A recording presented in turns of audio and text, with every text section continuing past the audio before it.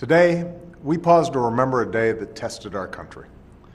On September 11th, 2001, nearly 3,000 lives were lost in the deadliest attack on American soil in our history. We will never forget the images of planes vanishing into buildings, the photos hung by the families of the missing. We will never forget the anger and the sadness that we felt. And while 9 years have come and gone since that September morning, the passage of time will never diminish the pain and loss forever seared in the consciousness of our nation. That's why, on this day, we pray with the families of those who died. We mourn with the husbands and wives, the children and parents, friends and loved ones. We think about the milestones that have passed over the course of 9 years: births and christenings, weddings and graduations, all with an empty chair. On this day, we also honor those who died so that others might live. The firefighters and first responders who climbed the stairs of 2 burning towers, the passengers who stormed a cockpit, and the men and women who have, in the years since, worn the uniform of this country and given their lives so that our children could grow up in a safer world. In acts of courage and decency, they defended a simple precept: I am my brother's keeper. I am my sister's keeper. And on this day, we recall that at our darkest moment, we summoned a sense of unity and common purpose. We responded to the worst kind of depravity with the best of our humanity.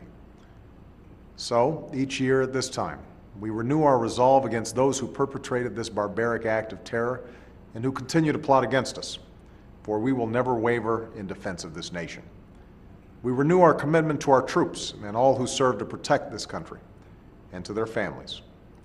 But we also renew the true spirit of that day, not the human capacity for evil, but the human capacity for good, not the desire to destroy, but the impulse to save. That's why we mark September 11th as a national day of service and remembrance. For if there is a lesson to be drawn on this anniversary, it is this: we are one nation, one people, bound not only by grief, but by a set of common ideals. And that by giving back to our communities, by serving people in need, we reaffirm our ideals in defiance of those who would do us grave harm. We prove that the sense of responsibility that we felt for one another that day, 9 years ago, was not a fleeting passion, but a lasting virtue. This is a difficult time for our country, and it's often in such moments that some try to stoke bitterness, to divide us based on our differences, to blind us to what we have in common. But on this day, we are reminded that at our best, we do not give in to this temptation. We stand with one another. We fight alongside one another. We do not allow ourselves to be defined by fear, but rather by the hopes we have for our families, for our nation, and for a brighter future.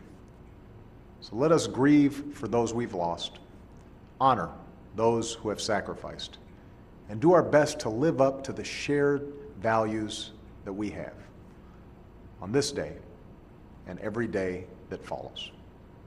Thank you.